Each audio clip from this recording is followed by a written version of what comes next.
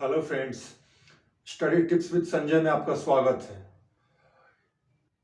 ये वीडियो कृषि कानून जिसके बारे में हमारे प्रधानमंत्री जी ने ऐलान किया है कि अब इसे वापस ले लिया जाएगा, इसके संबंध में है। लेकिन इस वीडियो में यह बताया जाएगा कि भारतीय संसद में किसी कानून को वापस लेने की क्या विधि है।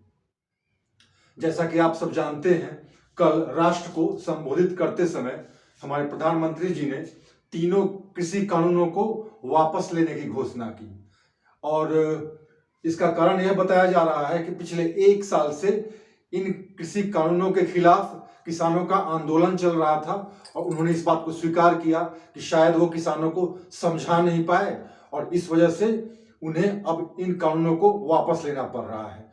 तो यह मुद्दा काफी चर्चा का विषय रहा। लेकिन साथ साथ एक और मुद्दा जो उभर कर आया वो ये कि आखिर एक कानून जो हमारे संसद द्वारा बनाया जाता है, जिसका कुछ उद्देश्य होता है, उसको वापस कैसे लिया जाता है, अर्थात कानून को निरस्त करने की क्या विधि है भारतीय संसद में।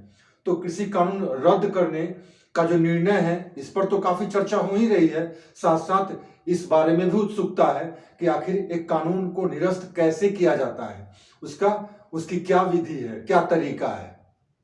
तो आइए आज हम इस पर चर्चा करें कि आखिर भारतीय संसद में जिस तरह कानून बनाने का एक विधि है, एक तरीका है, संवैधानिक तरीका, उसी प्रकार निश्चित रूप से ऐसा कोई तरीका होगा जिससे कानूनों को निरस्त किया जाए।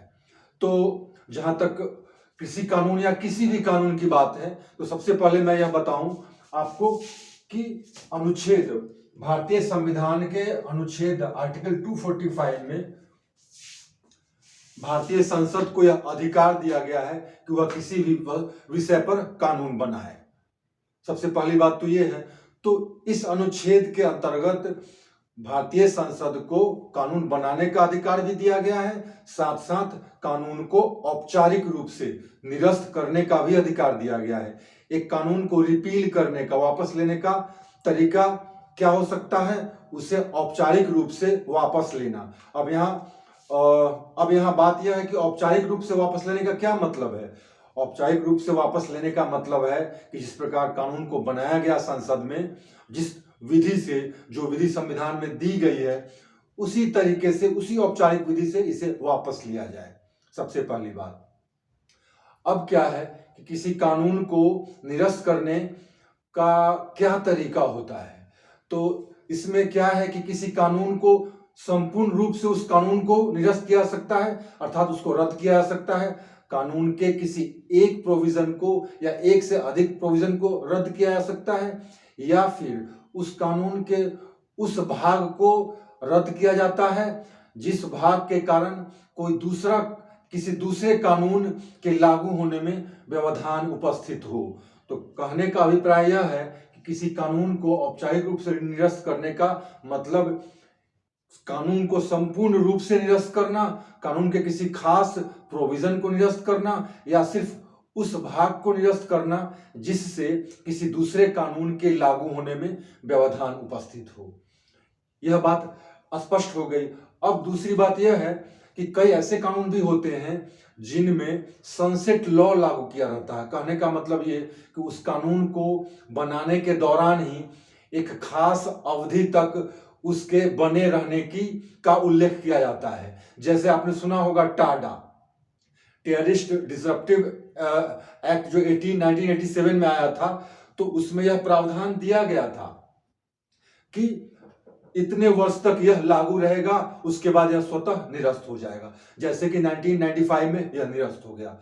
तो किसी कानून को निरस्त करने का एक तरीका यह भी होता है कि उस कानून में यह प्रावधान होता है कि इतने वर्षों के लिए यह कानून है और फलाने वर्ष में वह स्वतः निरस्त हो जाएगा। तो कानून निरस्त करने का एक तरीका यह भी है। अब हम यहाँ मुद्दे पे आ जाएं कि कानून को आंशिक रूप से या पूर्ण रूप से कैसे निरस्त किया जाता है, क्या तरीका है, क्या औपचारिक विधि है। तो औपचारिक विधि के अंतर्गत जिस तरह से कानून बनाने के लिए किसी विषय पर कानून बनाने के लिए जिस तरह से संसद में विधेयक लाया जाता है, पहले लोकसभा में या राज्यसभा में, और दोनों सदनों से पास होने के बाद उसे उस अधिनियम को राष्ट्रपति की सहमति मिलती है तो वह कानून बन जाता है। ठीक उसी तरह से एक विधि यह है कि जिस तरह से हम कानून को बनाते हैं उसी तरह से हम कानून को निरस्त कर सकते हैं। एक यह विधि हुई। दूसरी विधि यह भी हो सकती है कि कानून को निरस्त करने के लिए अध्यादेश भी जारी किया जा सकता है।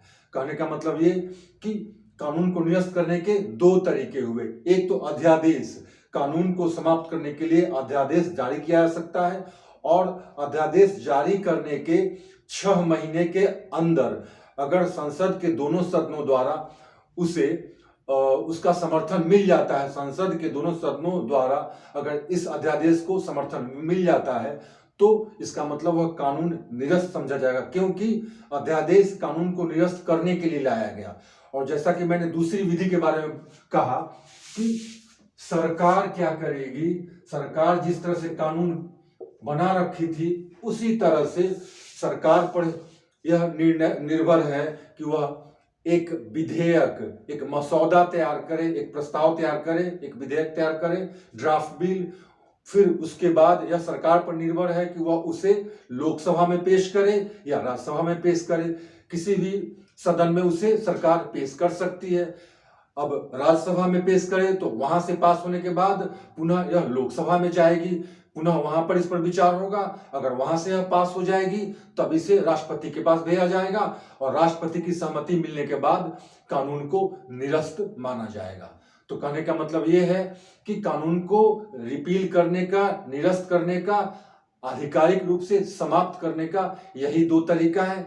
एक अध्यादेश और दूसरा कानून को समाप्त करने के लिए एक नया बिल, एक नया विधेयक लाना, जिसमें स्पष्ट रूप से यह उल्लेख किया जाएगा कि इन कानूनों को निरस्त करने के लिए यह विधेयक लाया गया है। अब जहां तक इन 3 कृषि कानूनों की बात है तो एक मुद्दा यह भी है कि क्या 3 अलग अलग कानून लाने होंगे, अर्थात 3 अलग अलग कानून बनाने होंगे या विधेयक लाने होंगे इन्हें समाप्त करने के लिए? तो नहीं, इन तीनों कृषि कानूनों के लिए एक विधेयक लाया जाएगा और उस एक विधेयक के माध्यम से तीनों को निरस्त किया जा सकता है। 3 कृषि कानूनों के लिए 3 विधेयक लाने की आवश्यकता नहीं होती है। तो इस तरह से संसद में अनुच्छेद 245 के तहत एक ऐसा विधेयक जिसमें स्पष्ट रूप से उल्लेखित रहेगा कि इन कृषि कानूनों को वापस लिया जाना है, उसका कारण भी निश्चित रूप से उल्लेखित रहेगा।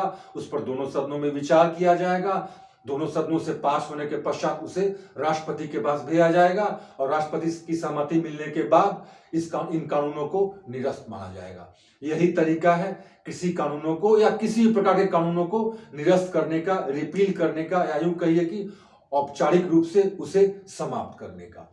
हालांकि कृषि कानून को वापस लिया गया है, यह एक दुखद पहलू है, क्योंकि हमारी सरकार द्वारा जो कृषि कानून लाए गए थे ये निश्चित रूप से कृषि क्षेत्र में सुधार के लिए लाए गए थे और कृषि क्षेत्र में सुधार निश्चित रूप से अत्यंत जरूरी है, क्योंकि कृषि आफ्टर ऑल एग्रीकल्चर ही है जो हमारे देश की अर्थव्यवस्था का बैकबोन है, रीढ़ है। जैसा कि आपने देखा होगा, आपने अगर पढ़ा होगा तो देखा होगा कि लॉकडाउन के दौरान या कोरोना के दौरान जो मंदी की स्थिति आ गई, अर्थव्यवस्था में काफी मंदी आ गई, निगेटिव ग्रोथ रेट रहा, फिर भी भारतीय अर्थव्यवस्था में वो लचीलापन रहा, वो रिसिलियंस रहा, जिसके कारण भारतीय अर्थव्यवस्था की स्थिति बहुत खराब नहीं हुई, अर्थव्यवस्था बिल्कुल बहुत बुरी स्थिति में नहीं आई। इसका सबसे बड़ा कारण क्या था? इसका सबसे बड़ा कारण यह था कृषि क्षेत्र में, एग्रीकल्चर सेक्टर में फिर भी इस लॉकडाउन, इस मंदी के बावजूद भी ग्रोथ देखा गया था और यही कारण था कि भारतीय अर्थव्यवस्था सस्टेन कर पाई। तो लेकिन यह दुखद पहलू है कि कृषि कानून जिसके माध्यम से कृषि व्यवस्था में किसानों की आय में सुधार लाना था, आय में बढ़ोतरी लानी थी, इसको रद्द करना पड़ रहा है। लेकिन शायद इसका कोई नया और बेहतर उपाय निकल सके, ऐसी आशा हम लोग करते हैं। अगर यह वीडियो आपको अच्छा लगे तो आप इसे लाइक करेंगे, अगर वीडियो अच्छा नहीं लगे तो आप इसे डिसलाइक करेंगे। Thank you very much.